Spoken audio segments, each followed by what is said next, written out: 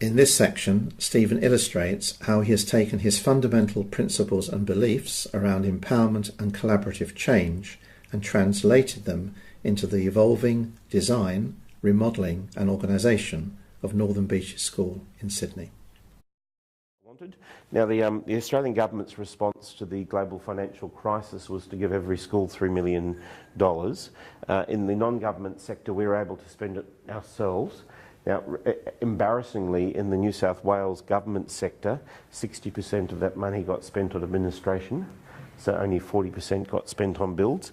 In our case, we spent $3 million on a building, and to meet the guidelines, we built a sports centre. We were told that the federal government was going to change the regulations for building. We no longer had to go through council. We had an 18-month window of opportunity to not submit anything to the local council, and we could go 5 metres higher, and we could go closer to the fence. So I went straight to the architect the next day and said, okay, I want a building that's now 12 metres high. It's going to be 5 metres from that fence. Let's redesign it. We had to start building within 3 months. So it was a very fast process. Now, in the government one, they took out their designs from the 1990s and said you can have either plan A, B, C or D, whatever your school is. But in our case, we were able to go out and do this. Now, underneath the space, because we could go 5 metres up, at this lower level here, we got a complete empty floor. Now, rather than fill that out in the first instance, I knew that my design and technology teachers would have built 4 classrooms at the time if I'd actually said to them, what do you want? And with designing a design studio, it's our sort of version of an architect studio, and a production suite on the other side separated by a glass wall. Now you can write on the orange and the white, you can write on the glass going through.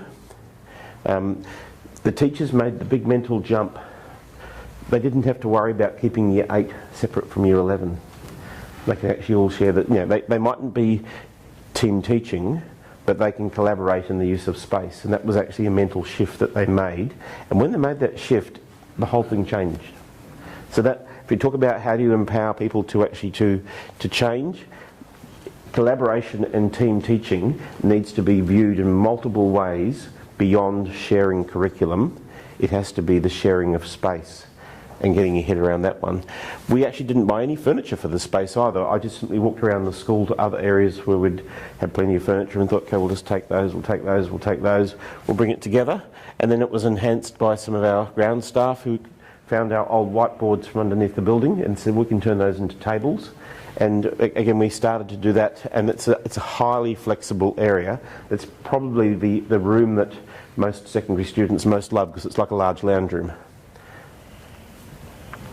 Not wanting to waste space, our sprung floor stage has a mirrored retractable wall and then a side section there which we can completely blacken out for a performance, but in the meantime every day it's our drama studio and our dance studio, and it's quite a nice space, and it also ironically means that there's no garbage dump of stuff on the stage. I mean, how many stages in schools do you go to where very quickly they become the storeroom that no one can see? We also then explored outside. Now, in the Australian context, grass wouldn't grow, so that's synthetic. But the idea of saying rather than having tables, what would happen if we built little fake hills? Those hills are jumped on, sat on, guitars played on, read, whatever else happens every second of the day going through. And it's actually cheaper than outdoor furniture when we did it. And it was interesting when we went to build it. The guy came out to do it for us and he said, where were the plans? And I said, it's in my head and in your hand. I said, I want 2 little hills, not so high that someone's going to fall over them, large enough so that you can get about 30 kids sitting on them, and then he built those. We've got in primary and secondary. We also played with table shapes and picked up a smaller version of that from Sweden, and then immediately as we used it we recognised that a plectrum-shaped table is far better for collaboration than even a round table for school kids. Now the Swedish ones are a little bit smaller, so we now have those in 4 sizes in the school. We can have some that set up to 9, some that set up to 6, 3 and 1. We also then thought, okay, what about the existing spaces where we can't change the walls or anything else? Again, we started playing with furniture design. Now the interesting thing is that the chairs here which replace a desk, a chair and a locker, were designed by one of our students, and then we had them commercially produced so that they are extremely comfortable and functional, because you can just sort of throw your bag inside them. Some other students now have actually started to explore in a project that we have with Year 11. They've got to create robust furniture, strong enough for someone like me to sit down and to move around. It has to cost less than $5 per piece, so that means that you're restricted to 2 pieces of cardboard and you can't use glue or sticky tape.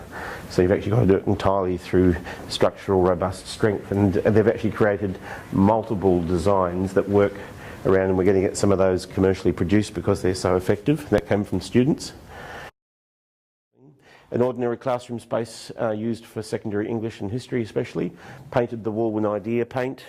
We have the tables a little bit like a sort of a coffee lounge, and it's an ergonomic lounge that we had designed to replicate the ergonomics of a Swedish chair.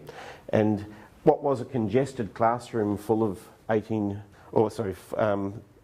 16 double desks facing the front beforehand with an electronic whiteboard, no longer has an electronic whiteboard. Kids have got their own personal device, and we've got 1/3 of the space of the room is now empty. So it's a far more flexible space without having to do anything else.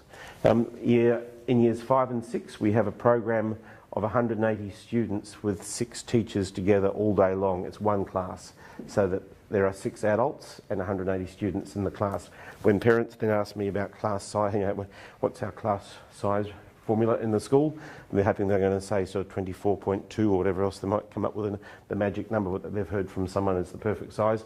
We will say we have 180 and wait for a response to that, because I've never actually seen such outstanding personalised learning occurring as is in the space. It's now our 4th year of operation, and I've not had one child referred to me from that program for 4 years for misbehaviour.